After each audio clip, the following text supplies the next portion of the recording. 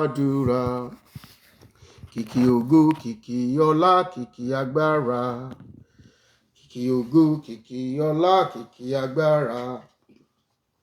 Mo yìn Olúwa o, olùgbàlà gbogbo ayé, ìwọ lọ́pẹ́ yẹ. Kìkì ògo, kìkì ọlá, kìkì agbára tìrẹ ni. Kìkì ògo, kìkì ọlá, kìkì agbára. Mo yìn Olúwa o, olùgbàlà gbogbo ayé, ìwọ lọ́pẹ́ yẹ. Kìkì ògo, kìkì ọlá, kìkì agbára. Kìkì ògo, kìkì ọlá, kìkì agbára. Mo yìn Olúwa o, olùgbàlà gbogbo ayé, ìwọ lọ́pẹ́ yẹ. Kìkì ògo, kìkì ọlá, kìkì agbára. Kìkì ògo, kìkì ọlá, kìkì agbára. Mo yìn Olúwa o, olùgbàlà gbogbo ayé, ìwọ lọ́pẹ́ yẹ. Ìyìn yẹ Ọlọ́run wa, ọba tó gbọ́ àdúrà. Ìyìn yẹ Ọlọ́run wa, ọba tó gbọ́ àdúrà. Ìyìn yẹ o Ọlọ́run mi, ọba tó ń gbọ́ àdúrà. Ìyìn yẹ o Ọlọ́run mi, ọba tó ń gbọ́ àdúrà. Ìyìn yẹ o Ọlọ́run mi, ọba tó ń gbọ́ àdúrà. Ìyìn yẹ o Ọlọ́run mi, ọba tó ń gbọ́ àdúrà. Kábíyèsí rẹ o ọba alágbára. Kábíyèsí rẹ o ọba. Kábíyèsí rẹ o ọba àwọn ọba o, ìwọ lọ́pẹ́ yẹ. Kábíyèsí rẹ o ọba, ọba ìyanu. Kábíyèsí rẹ o ọba. Kábíyèsí rẹ o ọba àwọn ọba o, ìwọ lọ́pẹ́ yẹ. Gba ìyìn, gba ògo, gba ìyìn Ọlọ́run wa.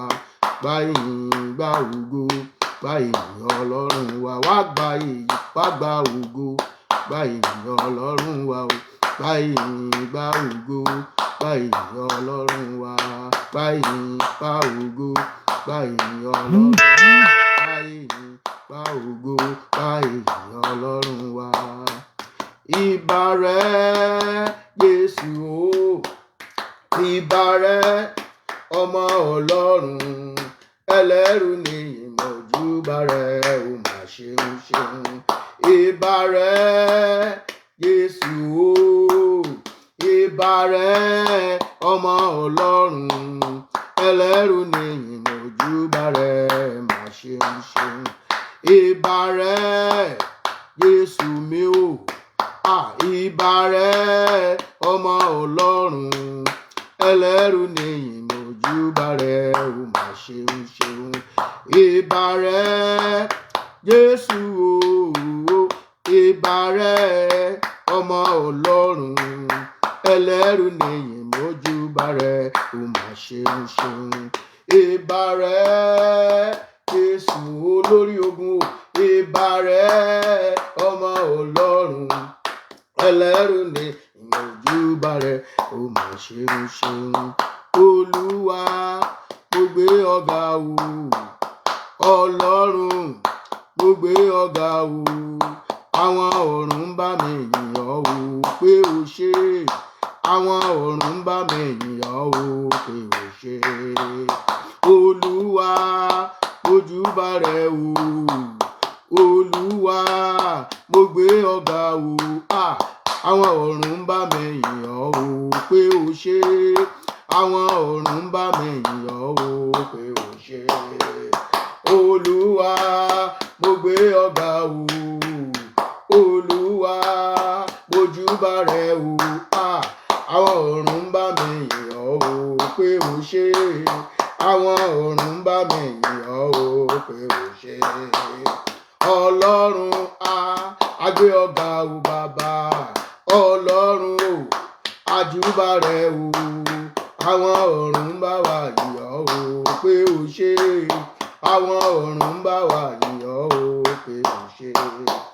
Àwọn ọ̀run bá wa yìn ọ́ o pé ó ṣe àwa ọ̀run bá wa yìn ọ́ o pé ó ṣe àìlà wa yìn Jésù láyìn Jésù láyìn Jésù àìlà wa yìn Jésù lógo lójoojúmọ́ àìlà wa yìn Jésù láyìn Jésù láyìn Jésù àìlà wa yìn Jésù lógo lójoojúmọ́ lógo lójoojúmọ́ lógo lójoojúmọ́ lógo lójoojúmọ́ lógo lójoojúmọ́ àìlà wa yìn Jésù láyìn Jésù láyìn Jésù àìlà wa yìn Jésù lógo lójoojúmọ́.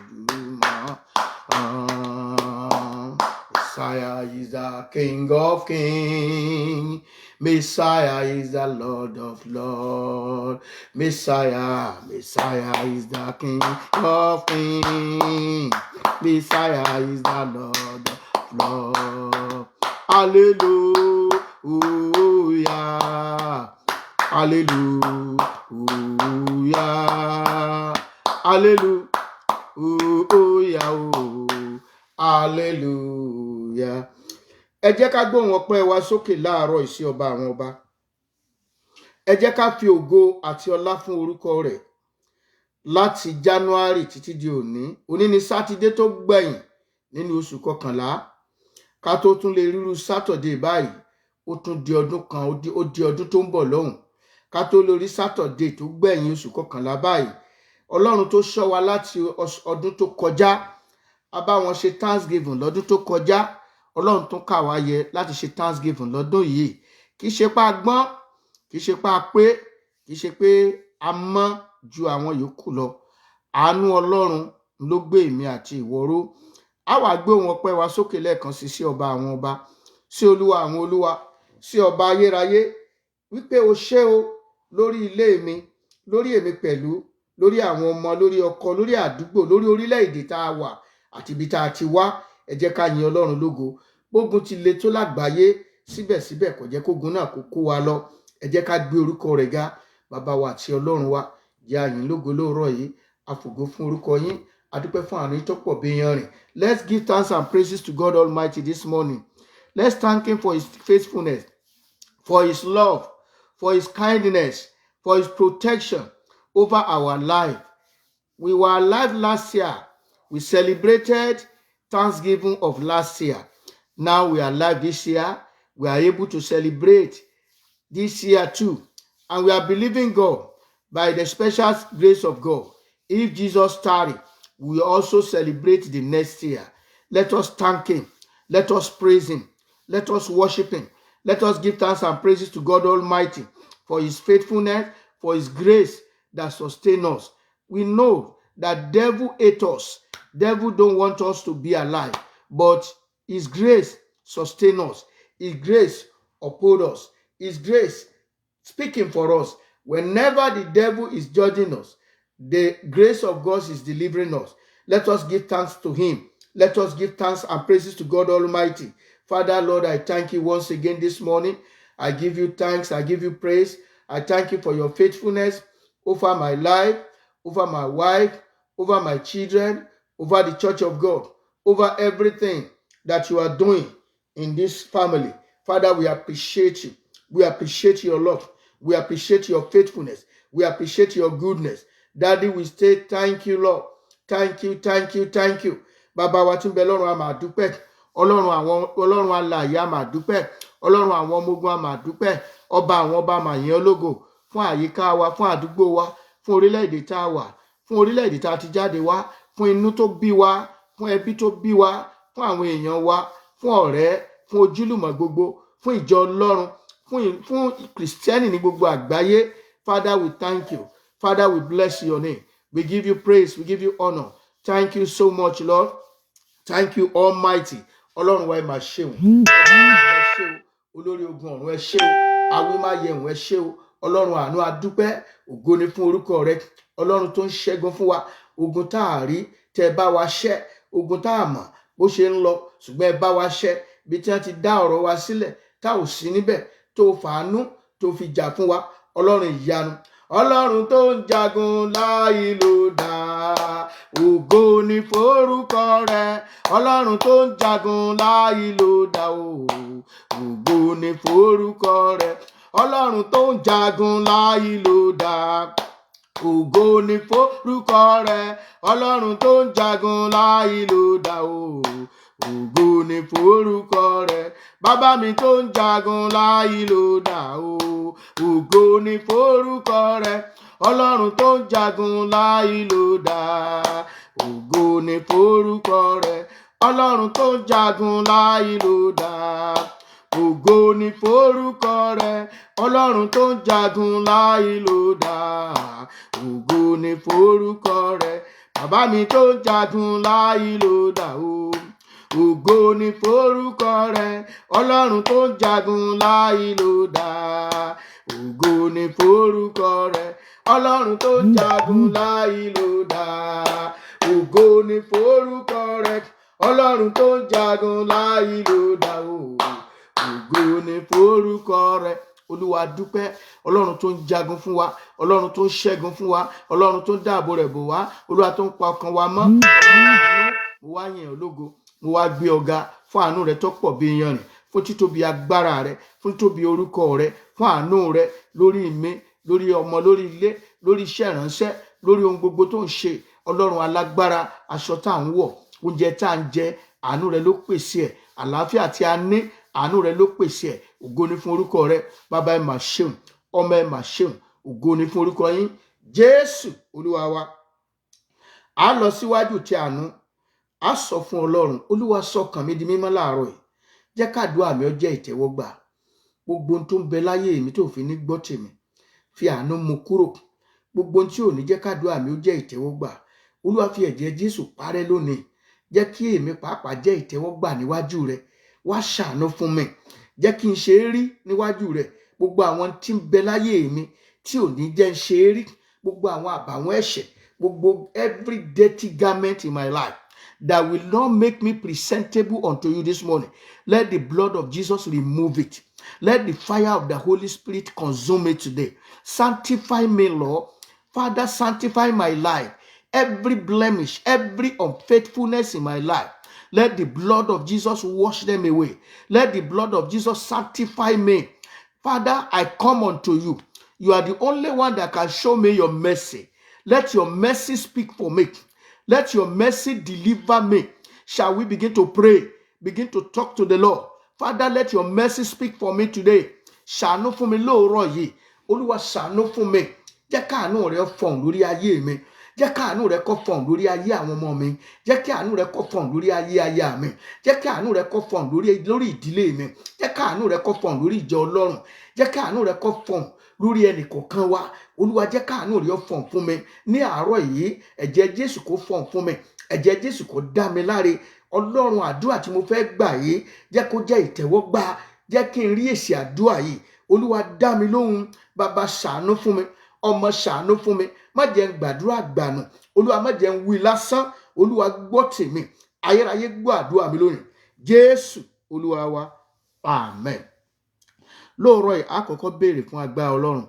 Torí ohun tá a fẹ́ gbàdúrà lé lórí lónìí. A fẹ́ gbàdúrà lórí àjàgà.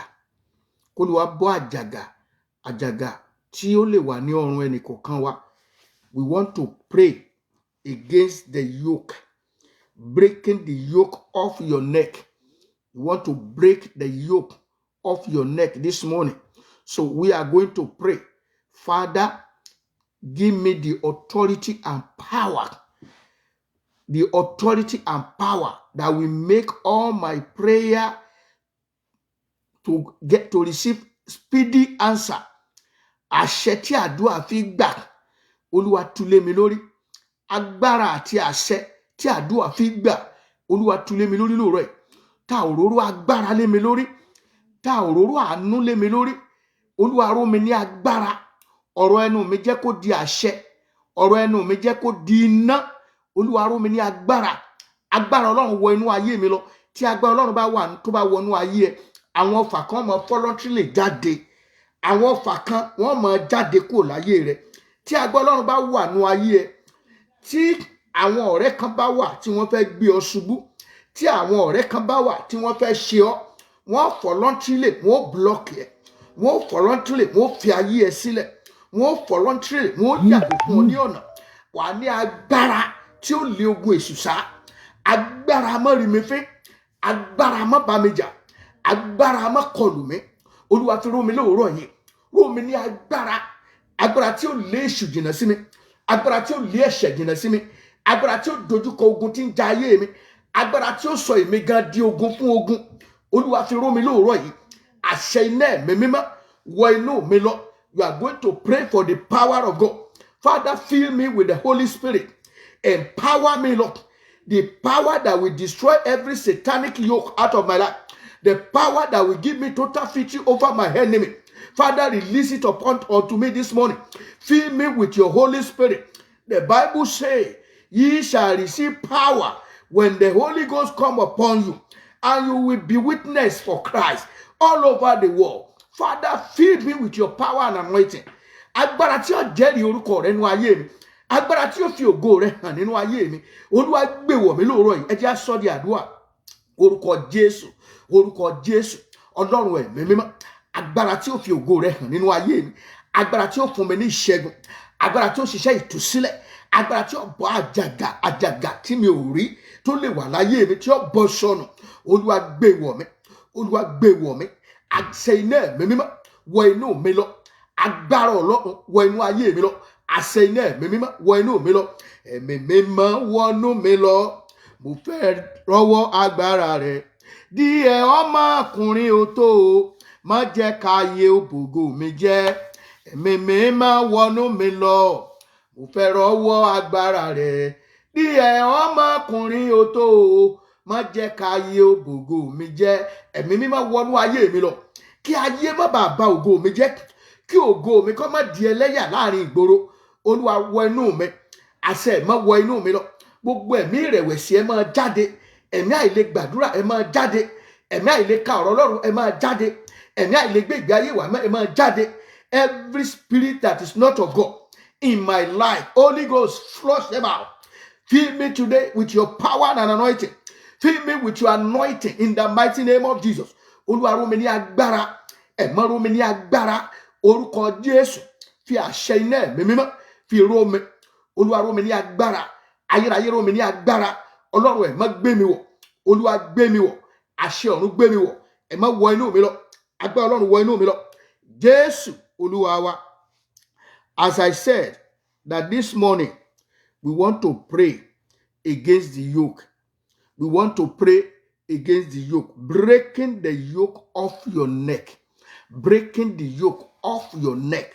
Every satanic yoke, bíbọ́ àjàgà òkùnkùn, jíjà kúrò nínú ayé ẹ̀, jíjà àjàgà ẹlòmíì wà, ipò tí ẹlòmíì wà lénìí, tí àjàgà bá ń bẹ nínú ayé ènìyàn, onírúurú nǹkan, kò sí nǹkan tí èèyàn lè dáwọ́lé tó lè jẹ́ kó yọrí sí rere, tó jẹ́ wípé àjàgà kan ni tó bá wà. Orílẹ̀-èdè ó ní àjàgà. Bá a ṣe ń gbàdúrà fúnra wa, a máa gbà fún orílẹ̀-èdè wa, orílẹ̀-èdè tá a ti jáde àti orílẹ̀-èdè tá a wà. Gbogbo tí ń ṣe àjàgà èṣù, lọ́jọ́ tí àjàgà bá wọlé, oríṣiríṣi ìdààmú, àlákàlà, nǹkan ò ní lọ déédé, nǹkan ó bẹ̀rẹ̀ sí ní dàrú nítorí àjàgà tó wọlé. The burden yoke are weapon oppression. You know, the burden yoke, they are what? The weapon of oppression. Ó jẹ́ ohun irinṣẹ́ tí a fi ń rin ni mọ́lẹ̀, tí a fi ń dojú ìjà kọ ni, tí a fi sọ ní di aláìlágbára. Let's go to Isaiah chapter 10 verse 27. The book of Isaiah chapter 10 verse 27. Verse 27. He said, and it shall come to pass in that day that his burden shall be taken away from off thy shoulder, and his yoke from off thy neck, and the yoke shall be destroyed because of the anointing. The anointing. Ìfòròyìn agbára. Yorùbá rẹ̀ ó ní yóò sì ṣe ní ọjọ́ náà, ní a ó gbé ẹrù rẹ kúrò ní èjìká rẹ, àti àjàgà rẹ kúrò ní ọrùn rẹ. A ó sì bá àjàgà náà jẹ́ nítorí ọ̀rá púpọ̀, because of the anointing. The flow of anointing shall break the yoke, shall destroy the yoke of your neck. Look at that madman of Gadarene. When you go to the book of Luke chapter 8, verse 26 to 33, only ọkùnrin yẹn, that madman of Gadarene, the spirit that possessed him has come in numbers. And that is a yoke on his neck to extend that the man walked naked and he could not even live among human beings again. He has to be living in the graveyard. When they tie him with chain, it will break it into pieces. He's no more fit to live among human beings. He was living in a graveyard. But when Jesus Christ was passing by, he saw Jesus and he prostrated immediately and he was pleading, Jesus, please don't destroy us. Don't destroy. Those spirits were speaking out through him. Don't destroy us. Please allow us to go into the midst of this pit. Pé káwọn lọ sí agbo ẹlẹ́dẹ̀ wọ́n bẹ̀ wọ́n pé wọ́n lọ sínú agbo. I'm talking about ọkùnrin wèrè ará Gádárà yẹn. Àjàgà tó wà lọ́rùn ẹ̀ ó ti bọ́ aṣọ kúrò lọ́rùn ẹ̀. Kò hò ló rìn káàkiri. Kò lè bá ẹgbẹ́ mu mọ́. Inú bojì ló ń gbé. Ó ti kú nígbà tó wà láàyè. Àjàgà oríṣiríṣi ọ̀nà ni àjàgà fi máa ń wá. Àjàgà míì wà téèyàn jogún bá ní ìdílé. There are some inherited yoke from the family. Could be a family causes. Ó lè jẹ́ ògún, ó lè jẹ́ ègún ìdílé ni. Tó bá jẹ́ ègún, àwọn nǹkan wọ̀nyẹn máa ń lo láti gbàdúrà gidi gan. Ó ń láti gbàdúrà kí Olúwa kó bọ́ àjàgà yẹn. Tí àjàgà ńlá kan tó bá wọ orílẹ̀-èdè, tí àjàgà kan bá wọ orílẹ̀-èdè kan, ààbò fún ènìyàn lórílẹ̀-èdè yẹn kò sí mọ́. Ìtàjẹ̀sílẹ̀ yóò pọ̀. Economic ibẹ̀ wọ́n máa gbéra àti lọ kò ní lè lọ. A fẹ́ ṣe economic kò ní lè lọ.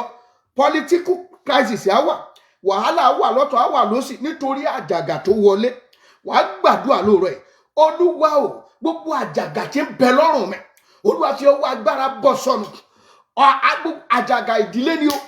Àjàgà tí mo tọwọ́ ara mi bọ̀ ni o. Àjàgà tí mo jogún rẹ̀ ni o. Olúwa bọ́ kúrò lónìí. Olúwa bọ́ kúrò lọ́rùn mi. Àjàgà tó wọlé tó ní ayé mi lára. Àjàgà tó wọlé tí ò jẹ́ kí n jẹ́ èèyàn. Àjàgà tó wọlé tí mo fẹ́ dìde tí ò jẹ́ n dìde. Olúwa fi ọwọ́ agbára máa bọ́. Olúwa máa bọ́.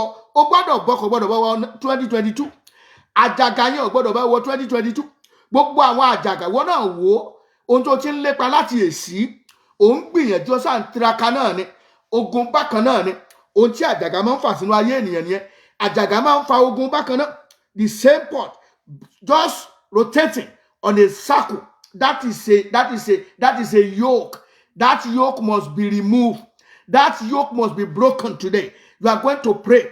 Every satanic yoke tying me down to the same pot be broken now in the name of Jesus. Gbogbo àjàgà tó já aṣọ tá a fi so mí mọ́lẹ̀. Gbogbo àjàgà tó dè mí mọ́ ojú kan ṣoṣo. Ó yá, ẹ máa já. Gbogbo àjàgà tí ó jẹ́ ní ẹ̀rí láti ọdún tó ti kọjá títí di àkókò yìí. Ó yá, ẹ máa bọ́ kúrò lọ́rùn mi. Ẹ gbiná lórúkọ Jésù. Ẹ gbiná lórúkọ Jésù. Ẹ gbiná lórúkọ Jésù. Ẹ gbiná. Wàá ṣàkíyèsí tí àjàgà yìí tó bá yọ àwọn ọ̀rẹ́ kan voluntarily wọ́n á fi ọ́ sílẹ̀. Tó bá jẹ́ pé àjàgà ni wọ́n. Tó bá pé àjàgà ni wọ́n, tí àdúrà ìbá gbà gidi gan. Tí a bá gbà fún orílẹ̀-èdè wa. Gbogbo àjàgà tó wọ Nàìjíríà, tí ìnira fi wọ ìlú, tí gbogbo akànyáwó lérí owó náà ni. À ń jìyà lórí ìyà náà ni. A gbìyànjú, insecurity ń pọ̀ sí ni. Insecurity yẹn ń pọ̀ sí ni. Ogun yẹn ń le ni. A sọ fún Ọlọ́run. Ẹja kọ́kọ́ gbà yẹn náà. Olúwa torí pé tí orílẹ̀-èdè kan, tí àjàgà ńlá kan bá wà ní orílẹ̀-èdè kan, gbogbo alágbára orílẹ̀-èdè yẹn máa gbìyànjú ni. Ṣùgbọ́n àjàgà yẹn àfi tá a bá mú kó. Àjàgà wo ló wọ Nàìjíríà? Àjàgà wo ló sùn lé wa lórí? Olúwa máa bọ́ kú. Olúwa dáná sun. Gbogbo àjàgà tí ń bẹ lórí orílẹ̀-èdè wa tí jẹ́ káyé ọmọ nira. Ayé nira fún politician gan. Ẹgbà bó ṣe sọ fún. Ayé nira fún ẹni tó ní owó gan, ò gbádùn owó. Ẹni tó kàwé ò gbádùn ìwé ẹ̀. Olúwa o, gbogbo àjàgà tó wà lọ́rùn Nàìjíríà, Olúwa fi ọwọ́ agbára bọ́ sọnù. Fi ọwọ́ iná bọ́ sọnù. Olúwa na ọwọ́ agbára bá àjàgà náà jẹ́ lónìí. Àjàgà náà jẹ́ kó wó lulẹ̀. àjàgà náà Olúwa dáná sun, Olúwa já kúrò lọ́rùn Nàìjíríà. Àjàgà tí ń gbówó Nàìjíríà, àjàgà tó gba àlàáfíà Nàìjíríà, àjàgà tó gba òmìnira Nàìjíríà, àjàgà tó mú ìnira bá wa, Ọlọ́run máa bọ́. Olúwa yí dànù, Olúwa yí dànù. Na ọwọ́ agbára máa já wa gbà kúrò lọ́wọ́ àjàgà tá a so mọ́ wa lọ́rùn, tá a lẹ́nu tá a lè fi sọ̀rọ̀, tá a lóúnjẹ tá a lè jẹun, tá a lépo tá a ń jìyà orí epo. Olúwa o máa bọ́, máa bọ́. Olúwa máa bọ́ pẹ̀lú ọwọ́ iná, máa bọ́ pẹ̀lú ọwọ́ iná. Béèyàn lówó tájàgà bá ti wọlé kò lè gbádùn owó yẹn, kò lè gbádùn ẹ̀. Béèyàn ní ọlá tí àjàgà kan bá wà ńbẹ̀ kò lè gbádùn ọlá yẹn. Gbogbo àjàgà tí ń bẹ lọ́rùn orílẹ̀-èdè tí mo ti jáde wá, gbogbo àjàgà tí ń bẹ lọ́rùn orílẹ̀-èdè tí mo wà, Olúwa máa bọ́ pẹ̀lú ọwọ́ iná. Gbogbo àjàgà tí ń bẹ lọ́rùn mi, lọ́rùn ìdílé mi, nínú ìdílé mi, àjàgà àjogúnbá ni. Olúwa bọ́ every satanic yoke in my life. Father, destroy it today. Every satanic bondage, every satanic yoke in Nigeria, destroy it now. Destroy it now. Release us from this yoke in the mighty name of Jesus. Eja gbàdúrà yẹn dáadáa. Rebra makashande kaketre moko romongo shenda. Lebro moko shende kakatre moko shanda. Rebra moko shende kakatre moko zanda. Lebra makasanda kari adamakazanda. In Jesus' name we pray. Brother, let me tell you, there is a yoke behind your rising and falling. When you rise today and you fall tomorrow, there is a yoke behind it. Except that yoke is being removed, and except that yoke is being broken, you continue rising and falling. And I pray today, every satanic yoke that is making you to rise and falling, in the name of Jesus, they are broken in the name of Jesus. The Lord will destroy them in the mighty name of Jesus. Every garment of yoke in your life, I set them on fire in the mighty name of Jesus. You know, there is yoke behind every reproach in which you find yourself. There is a yoke behind it. That yoke must be broken. O gbọ́dọ̀ bá àjàgà yẹn jẹ́ kó tó wọ 2002, kó tó wọ 2022. There is a yoke behind that reproach. And body yoke have they have àwọn agbára kan tó ń ba destiny jẹ́. Yoke could destroy destiny. They could destroy destiny. They place embargo on the destiny. They destroy destiny. So every yoke that is placing embargo on my destiny, let them be broken today in the name of Jesus. Yoke and body have frustrated some people's dream and vision.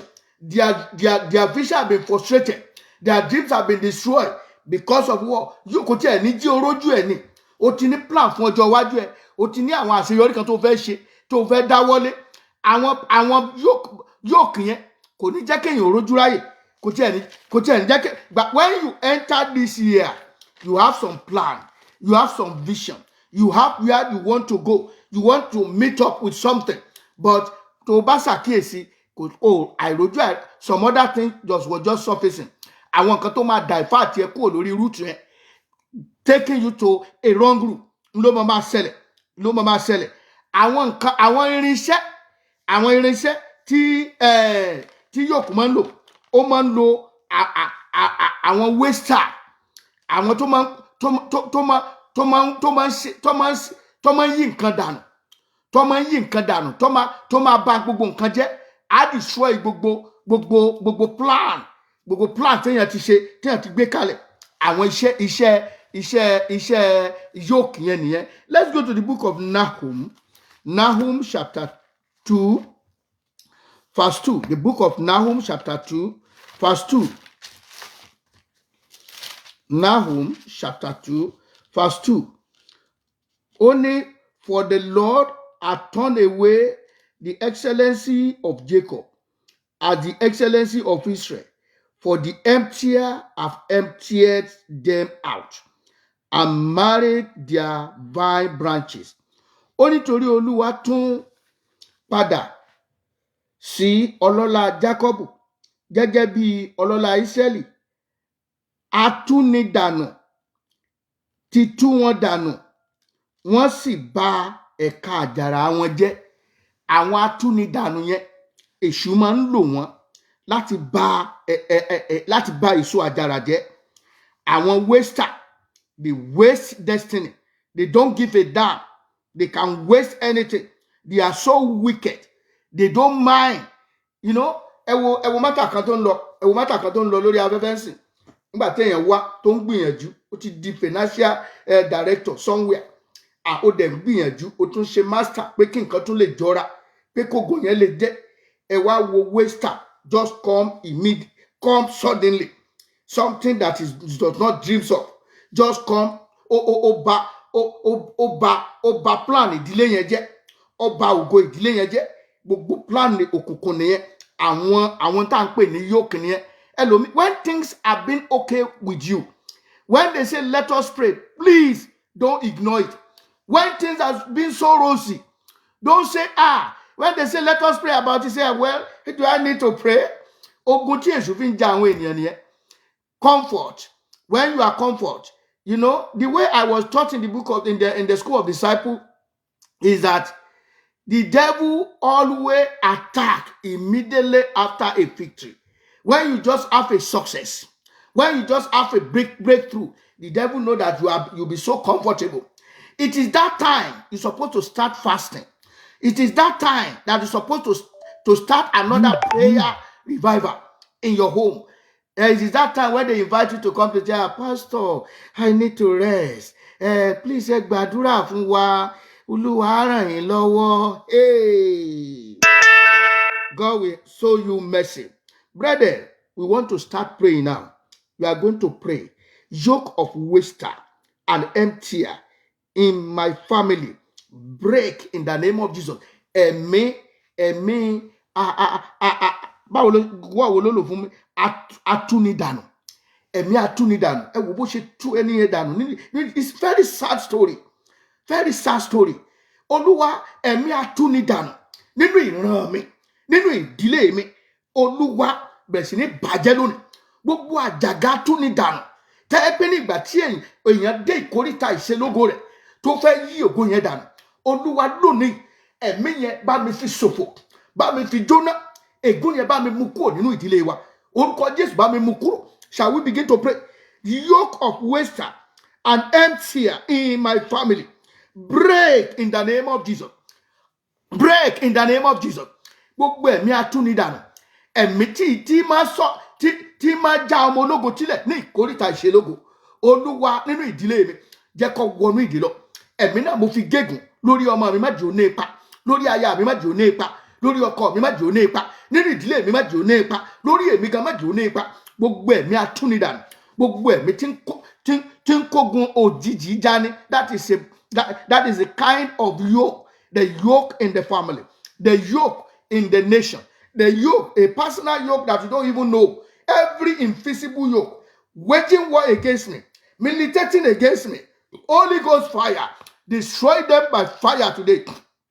Destroy them by fire today. Rebra makashandi kaketre moko zenda.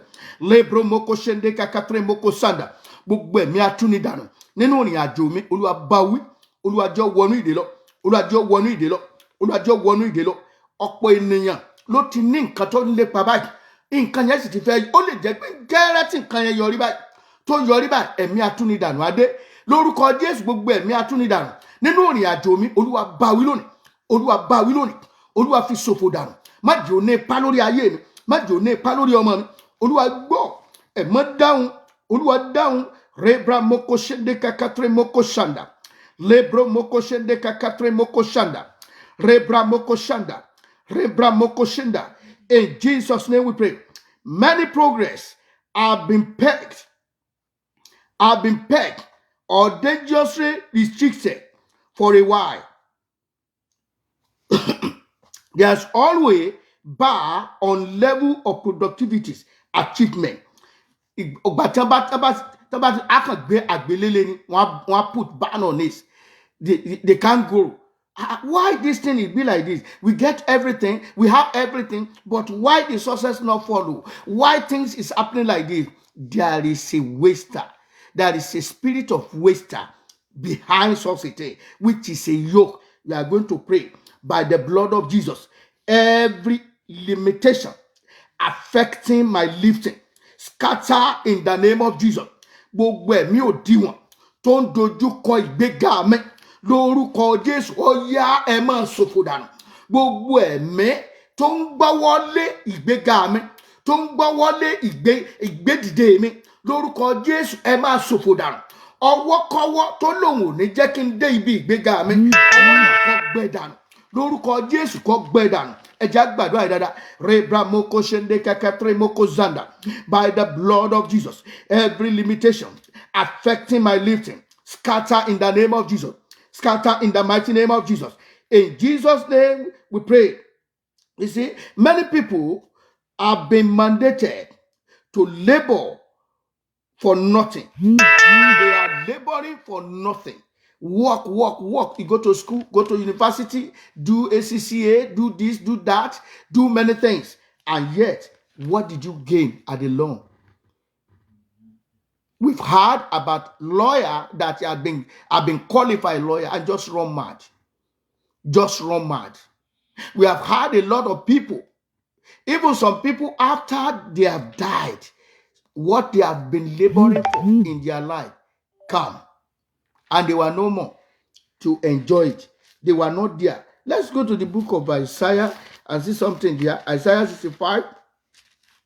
Isaiah 65. Let's read it very quickly from verse 21 to 23. Isaiah 65. I read it in, let me read it in Yoruba. Maybe I may read it in English. Verse 21 to 23. Wọ́n ó sì kọ́ ilé, wọ́n ó sì gbé inú wọn. Wọ́n ó sì gbin ọgbà àjàrà, wọ́n ó sì jẹ èso wọn. Ìlérí Ọlọ́run fún wa lélẹ́yìí. And they shall build houses and inhabit them, and they shall plant vineyard and eat in the fruit of them. Ìlérí Ọlọ́run fún wa lélẹ́yìí. Ṣùgbọ́n èṣù yẹn máa ń fẹ́ tọ̀nù kan ẹ̀ sí opposite to some people. That is the aim of the yoke. When the yoke comes in, you want to turn all the promises of God into opposite of it. They prophesy to you that I saw it like this, but what you are experiencing is opposite. Is opposite. Wọn kì yóò kọ́ ilé fún ẹlòmíràn láti gbé, wọn kì yóò gbìn fún ẹlòmíràn láti jẹ, nítorí gẹ́gẹ́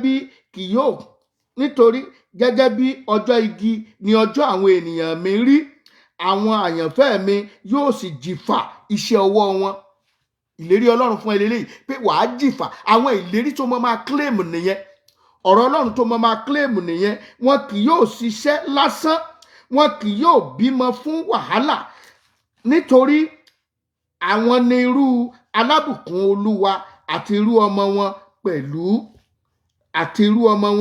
pẹ̀lú àwọn ìlérí Ọlọ́run òní eléyìí. So therefore, wá gbàdúrà, Olúwa má jẹ́ kí n ṣàṣedànù. Gbogbo ẹ̀mí ayé ni dànù tí máa ń dani lágbónù nínú ìrìn àjò mi. Olúwa sọ sínú ìdí ayérayé, má jẹ́ ó ní ipá lórí mi. Jẹ́ kí n jádùn tí mò ń lébọ̀ fún, ohun tí mò ń ṣe wàhálà fún láyé, ìlépa mi. Olúwa jẹ́ kí n jádùn ẹ. Ire ń bọ̀ ní 2022.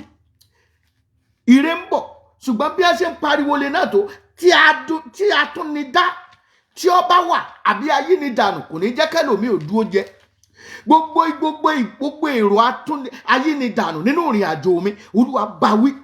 Gbogbo ẹ̀mí ayé ni dànù, ẹ̀mí tí ì jẹ́ kéèyàn ò dúró jẹre, ẹ̀mí tí ì jẹ́ kéèyàn gbádùn ire tó wà nínú ìrìn àjò mi. Olúwa sọ sínú ìdè lónìí. Fi ọwọ́ àánú já mi gbà kúrò lọ́wọ́ ẹ̀. Fi ọwọ́ àánú mú mi kúrò lábẹ́ àjàgà ayé ni dànù tó wà lọ́rùn mi. Àjàgà ayé ni dànù tó wà lọ́rùn Nàìjíríà. Olúwa fi ọwọ́ àánú gbà wá kúrò lọ́wọ́ abẹ́. Olúwa fi ọwọ́ àánú mú àjàgà náà kúrò lọ́rùn wa. Gbogbo ẹ̀ṣẹ̀ tá a ṣẹ̀ ọ́ tí ò ní jẹ́ ká bọ́, Olúwa dáríjì wa. Ẹ jẹ́ gbàdúrà yẹn dáadáa. Rebra moko shende kakatra moko dendaria. Lebro moko shende kakatre moko shondo. Hendre moko shende kakatre moko zanda. Hendra makashande kaketre moko remenge shanda. Rebra moko shende kakatre moko zanda. In Jesus' name we pray. Many have been forced into covenant of hardship, poverty, sickness, loneliness, and so on. Many only enjoy in the dream, but life completely opposite. Orí àlá, ojú àlá òun lẹlòmíì ti ń gbádùn. Alóhùn wà nínú ilé ńlá, òun ráwọn ọmọ ọ̀dọ̀, òun rí mọ́tò ńlá, òun drive, òun tiẹ̀ wọ plane lọ sí Amẹ́ríkà, òun tún padà lójú àlá. Ojú àlá ni, ṣùgbọ́n lójú ayé oúnjẹ pọ̀nmọ̀pọ̀nmọ̀ ìyà, oúnjẹ bàbá ńlá ìyà. Ara tí àwọn ẹ̀mí wọ́n ń jẹ́ kó o rí nǹkan yẹn pé ń tọ́ yẹ kó o jẹ lójú ayé nìyí o. Wàá wá gbàdúrà, Olúwa, ire mi òun ṣojú àlá, ojú ayé ni mo fẹ́ gbádùn ẹ̀. Àwọn ire tí èṣù fi ń lá mi lójú àlá ṣùgbọ́n tí mi ò jẹ lójú ayé, fi ọwọ́ agbára gba ire náà fún mi. Mo fẹ́ bẹ̀rẹ̀ sí ní jádùn lójú ayé, mo fẹ́ bẹ̀rẹ̀ sí ní jádùn lójú ayé. Àjàgà má rí ire lójú ayé, Olúwa bọ́ kúrò lọ́rùn mi lónìí. Ẹ má bọ́ kúrò lọ́rùn mi lónìí. Ayérayé bọ́ kúrò, mọ́ gbà á lórúkọ Jésù. Àjàgà tí kì í jẹ́ kí èèyàn jádùn lójú ayé, tẹ́ pójú oorun ni, Olúwa máa bọ́, Olúwa máa bọ́, Olúwa máa bọ́, Olúwa máa bọ́, Olúwa máa bọ́ kúrò lọ́rùn mi. Olúwa bọ́. Rebra moko shende kakatra moko zanda kari adra moko shanda. Endre moko remenge shende kakatre moko remenge shanda. Endre moko remenge shende kakatre moko remenge shanda. In Jesus' name we pray. You know that many are existing without living. Wọ́n kàn wà ní ṣùgbọ́n wọ́n sí láyé. They are just moving. They are just moving. Òkú tó ń rìn káàkiri ṣùgbọ́n wọn ò sí láyé. They are seeing them physically, but they are no more. They have died. They have been buried spiritually. They have been buried there. You are just seeing them. They are just corpse, a moving corpse that are just walking about. Let's look at Ecclesiastes chapter 10. Ecclesiastes chapter 10 verse 7. Only I have seen servants upon horses and princes walking as servants upon the earth. Ẹgbọ́n nǹkan tó wí, ó ní mo rí àwọn ọmọ ọ̀dọ̀ lórí ẹṣin àti àwọn ọmọ aládé ń rìn bí ọmọ ọ̀dọ̀ nílẹ̀ ẹlẹ̀. Ẹlòmíín wà, ó ń ṣiṣẹ́ ọmọ ọ̀dọ̀, wọ́n ń lò bí ẹrú, ṣùgbọ́n ọmọ aládé ni. Ọmọ aládé ni kì í ṣe tó yẹ kó jìyà. Ẹlòmíràn wọ́n ti yà ń wèrè ń rìn káàkiri, wọ́n ti pa lójú ayé, ṣùgbọ́n wọ́n ti pa lójú ayé, wọ́n ti bà tiẹ̀ jẹ́. Ẹni tó yẹ kó jẹ́ pé ó yẹ kó wà gẹ́gẹ́ bí ọba, ẹni tó yẹ kó wà gẹ́gẹ́ bí olówó, gẹ́gẹ́ bí ọlọ́lá, tó yẹ kó jẹ́ ìránṣẹ́ Ọlọ́run gidi, wọ́n ti da ìrìn àjò ẹ̀rú, wọ́n ti bà ìrìn àjò ẹ̀ jẹ́, wọ́n ti kó bá. You know, many have received the ordination of failure, suicide, rising and falling, sudden death, rejection. Nítorí kíni? Àjàgà. You know, wọ́n ti ordain àwọn ẹlòmíì, wọ́n ti ta òróró failure, wọ́n ti ta lé wọn lórí inú ẹ̀mí. Òróró lọ́rẹ̀ẹ́ para ẹ̀, wọ́n ti ta lórí inú ẹ̀mí. Òróró níbi tó bá ti dé ẹ máa lé, tí wọ́n máa lé, everybody will be rejecting him. Àwọn òróró yẹn wàá gbàdúrà. Gbogbo òróró àìrí tó bọ́sọ̀ ògo kúrò lọ́rùn mi, Olúwa fi òróró agbára rẹ̀ yí dànù, máa fi bàjẹ́. Every satanic yoke upon my head be destroyed right now by the anointing of the Holy Ghost. Father, destroy them in the mighty name of Jesus. The oil of limitation upon me be destroyed by the oil of gladness in the mighty name of Jesus. Rebro moko shenda, lebra makashandika ketre moko zondo,endre moko shendika katre moko remenge shanda, rebra moko shendika katre moko ramanga sanda. In Jesus' name we pray. You know, many firstborn have been spiritually demoted. Their crown have been transferred. Their crown have been transferred to another person. And to jẹ́ ògo ìdílé. Àwọn kan ti rí ògo ìdílé yẹn. Nínú ẹ̀ wọ́n ti wọ́n gba adé yẹn kúrò lórí ẹ̀. Wọ́n wá gbé fún ẹlòmíì. Wọ́n wá gbé fún ẹlòmíì. Bàbá wa kan sọ̀rọ̀ kan fún mi. Wọ́n ní lọlé, wọ́n lọlé. Ẹnìyẹn tó jẹ́ pé òun ló yẹ kó jẹ́ mágàjí ìdílé. Wọ́n ní wọ́n ra màálù. Inú màálù méjì tí wọ́n rà, ìkan wá já. Lọ́ba bẹ̀rẹ̀ sí ní le, ẹni tó jẹ́ àgbẹ̀ ló ń le. Àwọn pé fílẹ̀ ló bá ṣe kíní ara mi. Ó ní rárá. Ó ní kò ní, òun ò ní jí ó lọ. Àfi tó ń bá mu. Ó ládùúró eléyìí. Ọlọ́run má jẹ́ kí ìṣẹ́ àti òṣì, Ọlọ́run má jẹ́ kó mú yẹn lómi. Ọlọ́run má jẹ́ kó mú yẹn lómi. Bí yòókù yẹn bá bẹ lọ́rùn ènìyàn, bọ́ ọ bá jẹ́ àná, nílé àná bí wọ́n bá fẹ́ ṣènáwó ìwọ ló ti kọ́kọ́ jí débẹ̀ lọ́mọ kó àga lọ́mọ gbálẹ̀ ìwọ lọ́mọ pẹran ìwọ lọ́mọ dáná àwọn ló dẹ̀ ń gbìyànjú jẹ pẹ́pọ́ nílò tó kò lówó àmọ́ nára àjàgà ni gbogbo àjàgà tó sọ mí di ẹrú gbogbo àjàgà tí àjẹ́ kí n jẹ́ èèyàn tó ń bẹ lọ́rùn mi olúwa máa bọ́ kúrò lónìí ayérayé máa bọ́ kúrò olúwa máa bọ́ kúrò gbogbo àjàgà tó ń bẹ lọ́rùn mi tí ayé so mọ́ mi èyí tá a so mọ́ mi lójú ayé lójú oorun olúwa fi ọwọ́ ìyanu fi ọwọ́ agbára rẹ olúwa fi bọ́ olúwa máa fi bọ́ olúwa máa fi bọ́ olúwa máa fi bọ́ ayérayé bọ́ olúwa bọ́ rebra moko shende kakatre moko zanda lembro moko shende kakatre moko shanda rebra moko shende kakatre moko zanda. In Jesus' name we pray. Many destinies turn into rags. Many are dying under disease that defy medication. A defy medication. Ẹlòmíì ó wà ní abẹ́ àjàgà àìsàn tẹ́ pé wọ́n oríṣiríṣi oògùn tí wọ́n lò kò ṣiṣẹ́ lára ẹ̀ mọ́ àjàgà kan ni that sickness is not ordinary.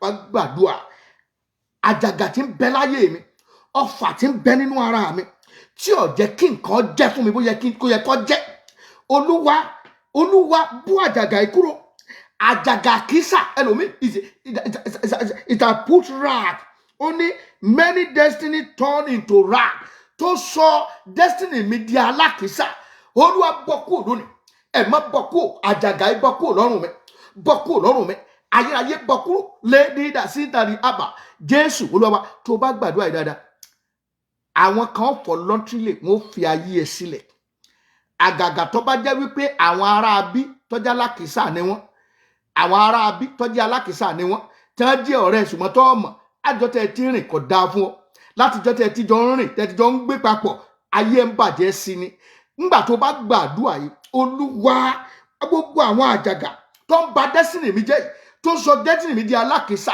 olúwa bọ́ kúrò láyé mi wọ́n voluntarily wọ́n block number ẹ̀ olúwa ọlọ́run tó nípa àti agbára gbogbo àwọn àjàgà ẹni bí tí ó jẹ́ kógo mi ó tán tí ó jẹ́ kí ìràwọ̀ mi ó tán olúwa máa bọ́ ayérayé máa bọ́ ẹ̀mọ́ máa bọ́ olúwa máa bọ́ jésù máa bọ́ rebra moko shende every satanic yoke in my life in the name of Jesus be broken now gbogbo àjàgà èṣù gbogbo àjàgà ẹ̀ṣẹ̀ gbogbo àjàgà ìní nínú ayé mi ẹ máa fọ́ ẹ máa já in the name of Jesus. I to pray like this in the name of Jesus. Every invisible yoke working against my destiny die by fire. Those invisible, mostly yoke are invisible that are working against my destiny, break by fire, be destroyed by fire, die by fire in the mighty name of Jesus. Rebro moko shende kakatre moko zanda. Rebro moko shende kakatre moko remenge shanda. Rebra moko shende kakatra moko shanda. Rebra makasande kayakatre moko zende. In Jesus' name we pray. There are some yoke in the family that are turned to hereditary. Wọ́n ní bó ṣe wọ́n nínú ìran wọn nìyẹn. Ogun tẹ́ kánkó ẹ̀. Wọ́n ní bàbá rẹ̀ gan kíyàwó ìyá rẹ̀ á sọ fún pé ìyàwó keje ló fẹ́ kóhun tó dúró kọ́lọ́run tó mú òun dúró bí wọ́n ti ń fẹ́ ní bọ́ lọ́wọ́ ẹ̀ bàbá rẹ̀ lọ́jọ́ orí yẹn mú látọ̀dọ̀ bàbá ogun tí ọ̀dà nìyẹn àwọn kankan wà tó ti di hereditary òmíì wà wọ́n á ní àmàdébẹ̀ ìran yín ò kì í ṣe ìran yín ni wọn kì í ṣe mo rí àwọn ẹran kan tó yẹ pé ìran wọn ò kì í kàwé tí wọ́n bá ka ìwé wọ́n máa gbé wọn wá láti ilé ìwé ni kí ló fà wọn ó ya orí wọn ó yí ni. I met one evangelist at one crusade when at Oguduro we were doing a open air crusade and he was giving testimony. Ó sọ school tó lọ mi ní sọ school tó ti jáde. Ó ní ẹni àkọ́kọ́ tó kọ́kọ́ jáde secondary school nínú ìdílé àwọn ó lóun wá pass gbogbo paper àwọn ó nígbà tó ń pass paper àwọn ó ní the next thing tó ṣẹlẹ̀ sí òun ní pórí òun dàrú torí wọ́n sọ pé èèwọ̀ ìdílé wọn ní wọn ò gbọ́dọ̀ kàwé. ẹgbọ́n náà ìgbà wo ni ìwé kíkà náà ṣe wo orílẹ̀-èdè wa tí àwọn kan tó ti lọ ṣe àmọ̀rèwọ́ tí wọ́n ti wá sọ pé ìran tí wọn ò gbọ́dọ̀ kàwé, ìran tí wọn ò gbogbo tí ó bá ti mú ìlọsíwájú bá ìdílé kò gbọ́dọ̀ ṣẹlẹ̀ nínú ìdílé tiwọn. olórí òun dàrú pátápátá ni ó ní wọ́n dé òun lọ́wọ́ wọ́n dé òun ní ṣẹ̀kẹ̀ṣẹ̀kẹ̀ wọ́n wá gbé òun lọ sí àrò ó lóun lu ọdún 5 bẹ́ẹ̀. gbogbo àwọn méètì òun táwọn dìjọ jáde secondary yẹn wọ́n ti ó ní wọ́n ti jáde yunifásitì ó ní síbẹ̀síbẹ̀ òun ò give up. òun sọ pé òun máa bà àjàgà yìí jẹ́. ìpinnu ni àjàgà máa ń le láti bàjẹ́. ẹlòmíràn ní ẹgbẹ́ lórí ogun ìdílé náà ṣé ogun ìdílé náà jókòó síbẹ̀ bọ́ bá wù ẹ́ pa inú rẹ mọ́ tí wọ́n bá gbà á bọ́ bá wù ẹ́ kọ́ ọmọ gbà á nígbà ọba fẹ́ pa ọ́ tó bá fẹ́ bóyá gbà tó bá pa ọ́ lọ́tò rántí pé ìyèrè ó ṣẹ̀ṣẹ̀ là jẹ́ kí ìyèrè ó sínsìn wo nǹkan tó ń ṣẹlẹ̀ nínú ìdílé yín consistent tó yẹ pé ọ̀nà currencies ló máa ń ṣẹlẹ̀. It always happen in your family. Why not take yourself out of that yoke? Why not deliver yourself out of that yoke? arákùnrin evangelist anwi ó lọ yunifásitì ó gbàdúrà ó lọ ṣe deliverance. àjàgà gbọ́dọ̀ bọ́ sọ̀rùn. àjàgà wo ni kì í ṣe rere? àjàgà ìdílé wa. We are going to pray. Only in the name, we are going to pray in the name of Jesus. You hereditary yoke of sickness, you hereditary yoke of poverty, affecting my life, affecting my destiny. What are you waiting for? Die by fire. Some people, they always love to criticize prayer. When they are praying, say, die by fire. When he has died, àwọn tí èṣù ń bẹnu wọn sọ̀rọ̀ just to discourage you. Whether they are died or not, you will realize it. By the time they live your life, they die out of your life. They may go another way, but they will die and leave you. You are going to pray. Every hereditary yoke of sickness, every hereditary yoke of poverty, every hereditary yoke of failure affecting my destiny, die by fire. Die by fire. Gbogbo ègún àjogúnbá tá a máa ń kàǹkó rẹ̀ nínú ìdílé wa, ègún àìsàn àjogúnbá tá a máa ń kàǹkó rẹ̀ nínú ìdílé wa, lórúkọ Jésù ó yá máa di òkú báyìí. Nínú ayé mi di òkú kó jáde, máa jáde. Aṣọ àìsàn tá a máa ń kàǹkó rẹ̀, aṣọ ogun tá a máa ń kàǹkó rẹ̀, á ní ogun ìdílé ológun ló ń ti jáde, á tún máa ṣàpọ́nlé ẹ̀. ìdílé ológun ló ń ti jáde, ó ń jogún ogun ni. Aṣọ ogun tí mo jogún ẹ̀ Olúwa fi jóná lónìí. Ọmọ mi ò gbọ́dọ̀ wẹ̀wù ogun mọ́. Aya mi ò gbọ́dọ̀ wẹ̀wù ogun mọ́. Aṣọ ogun tí mo jogún rẹ̀ nínú ìdílé bàbá, nínú ìdílé ìyá, ó yẹ gbiná sọnù lórúkọ Jésù. ẹ máa gbiná. Ó yá bẹ̀rẹ̀ sí ní bá Ọlọ́run sọ. Gbogbo aṣọ ogun tí a máa ń kàǹkó rẹ̀ nínú ìdílé tí mo ti jáde, aṣọ àìsàn tá a máa ń kàǹkó rẹ̀ nínú ìdílé tí mo ti jáde, ó yẹ gbiná sọnù. Aṣọ ogun tá a máa ń kàǹkó rẹ̀, aṣọ ọ̀dààmú, aṣọ failure tí a máa ń kàǹkó rẹ̀ nínú ìdílé tí mo ti jáde, mo kọ̀ ní orúkọ Jésù. Ó yá jóná báyìí, ó yá gbiná, bọ́ kúrò lọ́rùn mi. Ọmọ mi ò ní jogún ẹ̀. Likado azira waratari makudiza waratali akamakurinda sandaba lepro moko shindika katre moko shanda Indri moko remenge shanda. Rebra moko shindika katre moko remenge shanda. In Jesus' name we pray. We have very few minutes to go. I'm going to pray. Every parental bondage affecting my destiny and progress, break now. Every parental bondage affecting my destiny and progress, break now. Gbogbo ìdè tí mo jogún rẹ̀ láti ọ̀dọ̀ àwọn òbí mi wá. Sọ pé máa bí ọ, ìwọ rẹ ní nǹkan ṣe pẹ̀lú ìdodo, pẹ̀lú inú màmá rẹ, inú ẹ̀jẹ̀ tó ti jáde yẹn, wàá gbàdúrà. Gbogbo ogun tí mo jogún rẹ̀ láti inú ibi tí mo ti jáde wá, lórúkọ Jésù, ó yá ẹ máa bọ́ sọnù. Aṣọ ogun tí mo wọ̀ láti inú ìyá, mo bọ́ lónìí.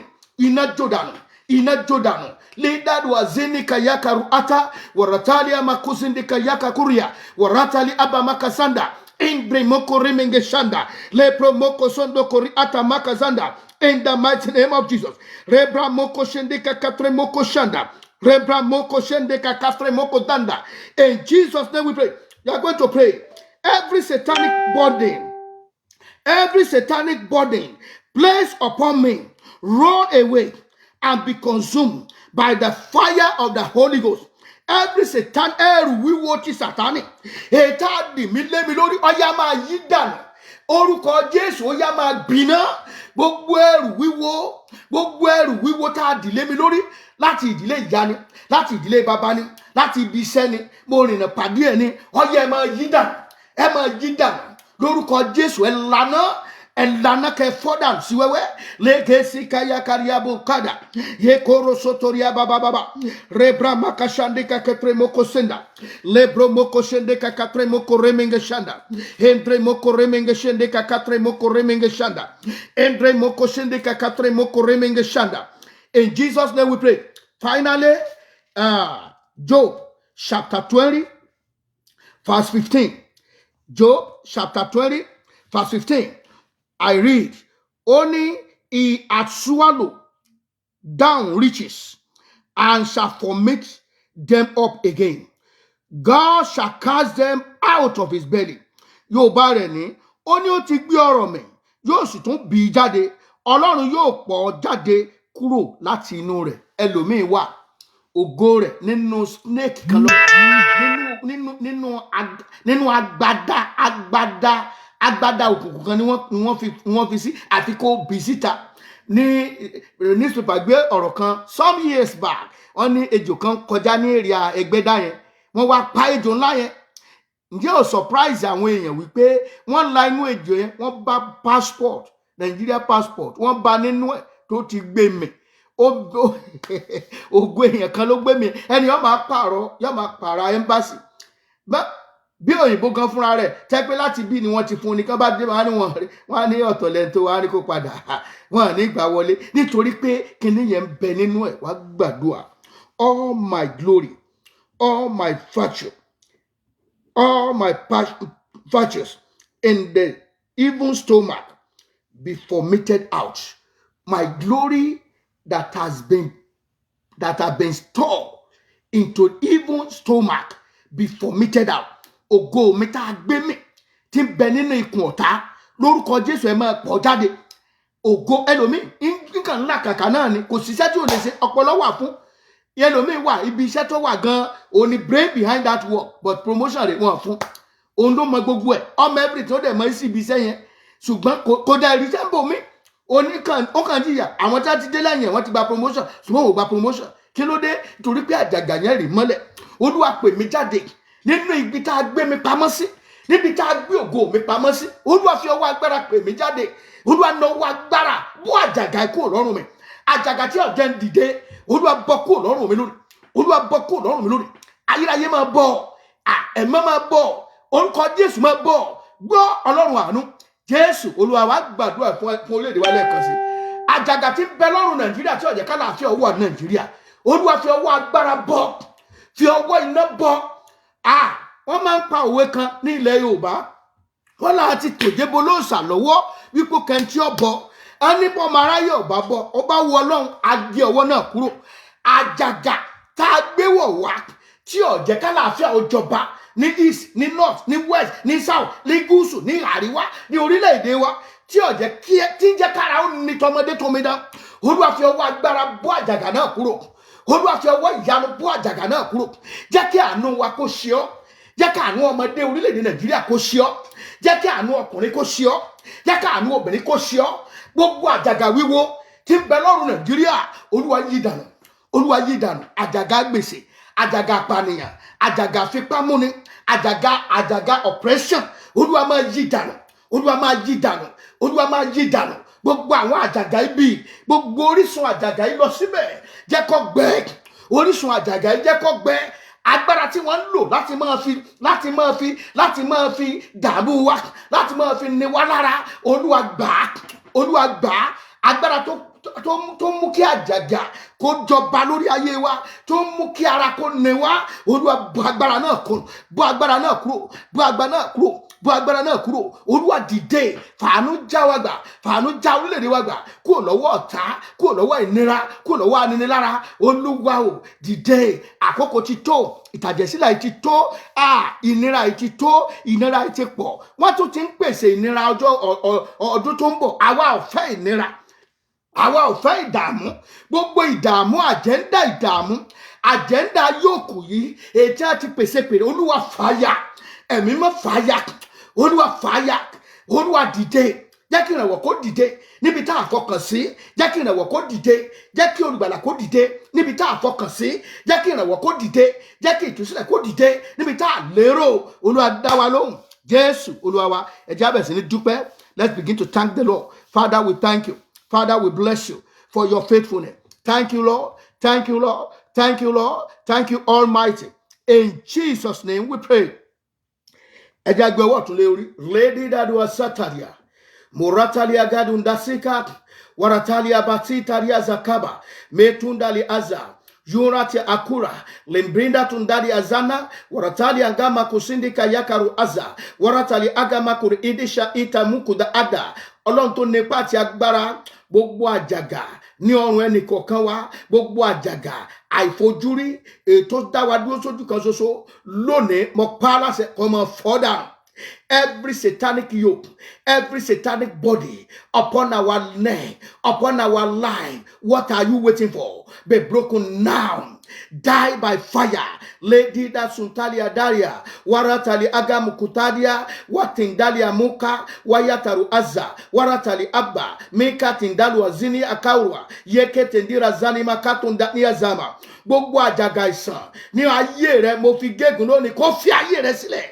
Aṣọ ogun tí wọ́n máa ń kàǹkó rẹ̀ nínú ìdílé ẹnì kọ̀ọ̀kan wa pọ̀ pa á láṣẹ kó gbiná lórúkọ Jésù kó jóná sọnù lórúkọ Jésù kó jóná sọnù á di òmìnira lórúkọ ti bàbá lórúkọ ti ọmọ lórúkọ ti ẹ̀mí mímọ́.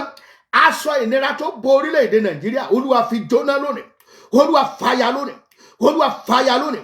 Aṣọ àjàgà tá a gbé wọ Nàìjíríà lọ́rùn, every garment of yoke that have been put upon Nigeria, we set them on fire. We destroy them by fire in the name of Jesus. We are free. We are delivered in the name of the Father and of the Son and of the Holy Spirit. In the name of Jesus Christ we pray. As you are going this weekend, go and make it. Go and be faithful in the name of Jesus. Doors are opening for you. Favor is your portion. Blessing is your portion. It shall be well with you. In the name of the Father and of the Son and of the Holy Spirit. In Jesus' name we pray. Before we share the grace together in fellowship, on Wednesday is going to be the 1st of December. We want to start 7 days prayer and fasting. 7 days prayer and fasting. We will be having prayer meeting by 6 p.m. in the evening, Houston, Texas. But in Nigeria, it's going to be 1 a.m. 1 a.m. It's going to be because 7-hour difference. 7-hour difference. Òun ló wà láàrin ọ̀dọ̀ wa sí Nàìjíríà. Lọ́wọ́lọ́wọ́ bí a ṣe wà nísìn, aago 9 kọjá ìṣẹ́jú 3. Ẹ wá kà sí time ọ̀dọ̀ yín ní àti Wednesday. A ó bẹ̀rẹ̀ àdúrà, prayer and fasting. What are we going to pray on? The Lord's budget for our life in year 2022. You have to key yourself onto the Lord's budget, because what does the government have for you? What does they have for you? Most especially in our country, Nigeria. What do they have for you? They have been telling you they are increasing the fuel price to 400 naira per liter. So it's just to make somebody sad. It's not, they didn't announce anything that will make you happy. But the Lord have goodies for you, that you will live your life in peace and comfort. That is only God can kill you into his own budget. So let us kill ourselves into the Lord's budget in year 2022, and the Lord will bless you, and God will favor you, and that year will be so beautiful. Will be so beautiful for you in the mighty name of Jesus. Even will not come near us, even in our nation. By the time we kill ourselves in the Lord's budget, things will be okay. Every yoke will be removed. Don't put your trust in men. Don't put your trust in any other budget than the budget of God. The budget of God is the best, and it will work for you. Amen. Shall we share the grace together in fellowship? The grace of our Lord Jesus Christ, the love of God, and the fellowship of the Holy Spirit be with us now and forevermore. Amen. Surely goodness and mercy shall follow us all the days of our life, and we shall dwell in the house of the Lord forever and ever. Amen. In Jesus' name. The first Sunday, which is on the 5th, shall be our African praise at the Redeemed Christian Church of God, Fountain of Power, English Yoruba Parish, located at number 11965 Business Street, Suite 106E, Houston, Texas, 77099. If you are in Houston, that is the church you are going to worship on the 5th. Come and celebrate with us. Let's give praises unto God Almighty in African way. And when you are coming, we are going to be in African dress, mode of dress of African, in African. Ní ọ̀nà ti African way la máa fi, ọba jẹ́ Igbo wọ́n sọ Igbo, ọjà Hausa wọ́n sọ Hausa, bó jẹ́ Ghana wọ́n sọ Ghana, and let us meet together and you'll be richly blessed in the mighty name of Jesus. Ẹ ṣé wọ́n ẹ̀yin tẹ́ darapọ̀ mọ́ wa, adúpẹ́ o. Mommy Shade Adetoro, God bless you. Mommy Mutrayo, God bless you. God bless you. Mommy Mutrayo. Amen, amen. God bless you so much. We bless you in the name of God. Amen, amen. Amen, amen. We'll be glad. Yes. Mutrayo, Sister Mutrayo Alalade, thank you. God bless you, ma. Thank you so much. Brother Larry Olatunji, God bless you. I appreciate you, sir. Sister Beatrice, God bless you. Sister Ashagba Paula, God bless you. The other doesn't carry number. The Lord will bless you. I appreciate every one of you who has been with us and all our friends on Facebook. So many people. Mami Olori Olabisi, the Lord will bless you. Sister Oladipupo Buki, the Lord will bless you. Brother Shegun Adeshina, God will bless you. Brother Olusegun, thank you. Brother Joseph Aloba, the Lord will bless you. Sister Koforo Labadejo, thank you. God bless you for joining us this morning. Anytime we see you people, we feel encouraged, and you are encouraging us. The Lord himself will encourage you in the name of Jesus. God will bless you. So many people. Oh, my pastor, Pastor Adetoye Adetunji, the Lord will bless you, sir. The Lord will bless you. The Lord will bless you. The Lord will bless you. The Lord will bless you. I appreciate everyone. Please, if I could not read your name, I could not get it. Oh, newborn worship God, praise God. The Lord will bless you, sir. The Lord will bless you. Thank you, thank you, thank you, sir. Thank you so much. Thank you so much. Thank you so much. In the kingdom of God, we will not be found wanting. We will make it. We will not lose our crown in the mighty name of Jesus. Have a wonderful weekend. Happy Thanksgiving week. This is Thanksgiving week. Those of us who are coming to the church tomorrow, I want to remind us that we are celebrating our Thanksgiving together tomorrow, and it's going to incorporate with love feast. So when you are coming, come with your food. We will eat the food. You might not be the one that will eat your food. Just make sure the food you are preparing tomorrow is not just for only you. Had some other people. That turkey you are eating at home, let's all eat it together. Have a wonderful weekend. The Lord bless you all. In Jesus' name, thank you so much.